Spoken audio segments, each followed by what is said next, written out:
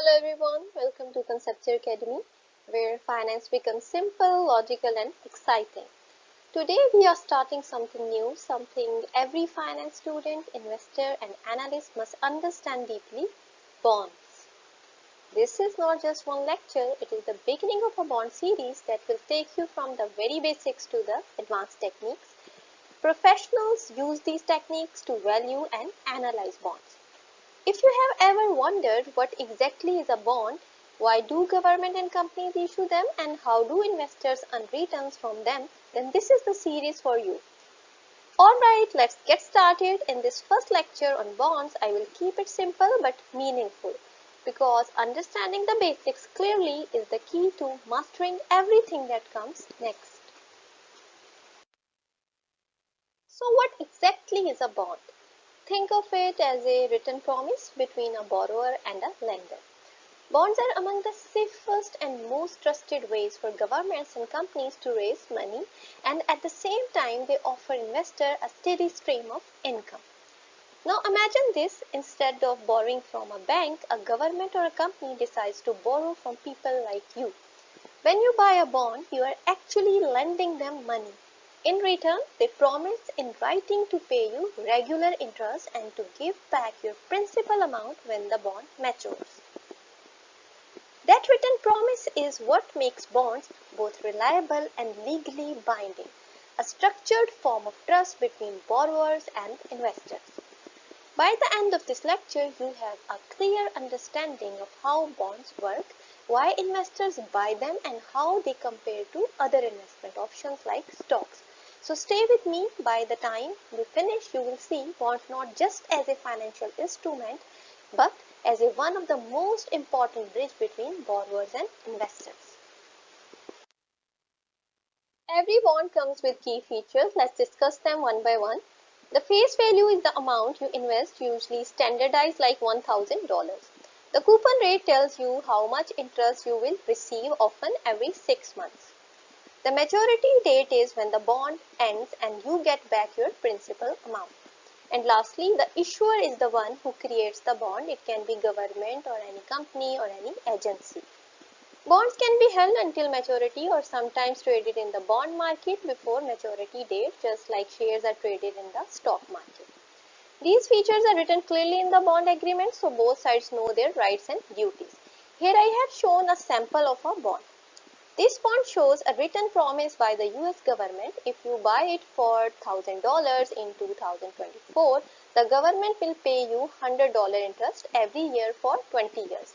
And in year 2044, you will also get back your original amount of $1,000. That's how bonds provide fixed income and safety to investors. Moving towards types of bonds.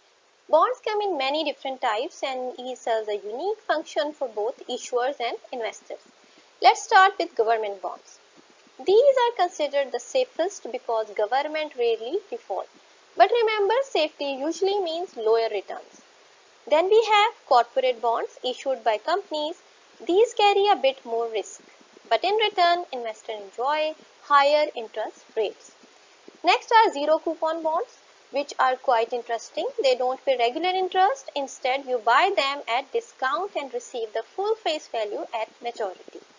For example, you might buy a bond for $800 and get $1,000 when it matures.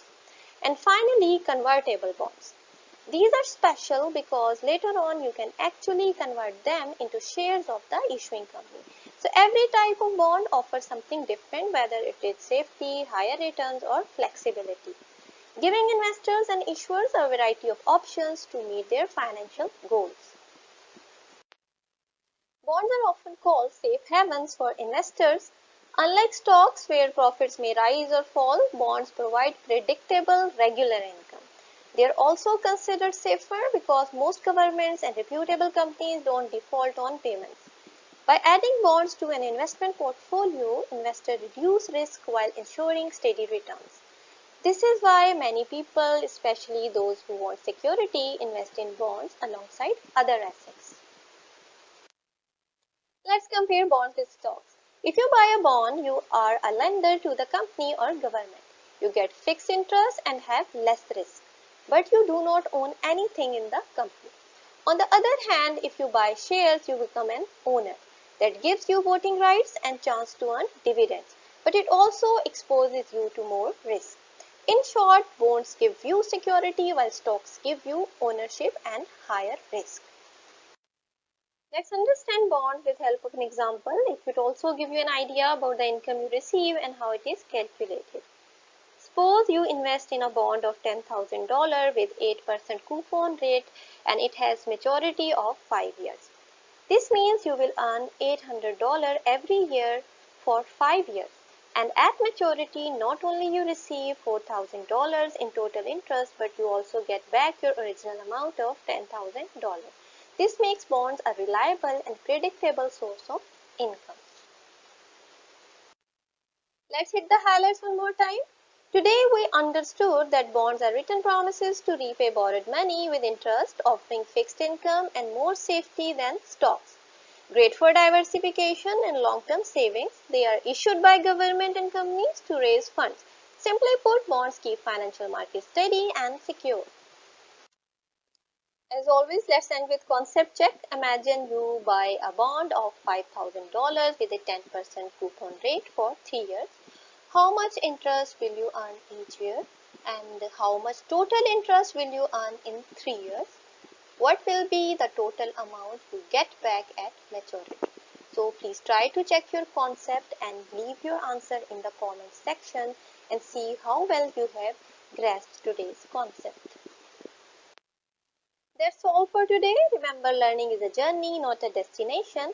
If you enjoyed today's lecture and want to keep building new concepts of accounting and finance, subscribe to Conceptual Academy on YouTube and stay connected with us on Instagram and Facebook.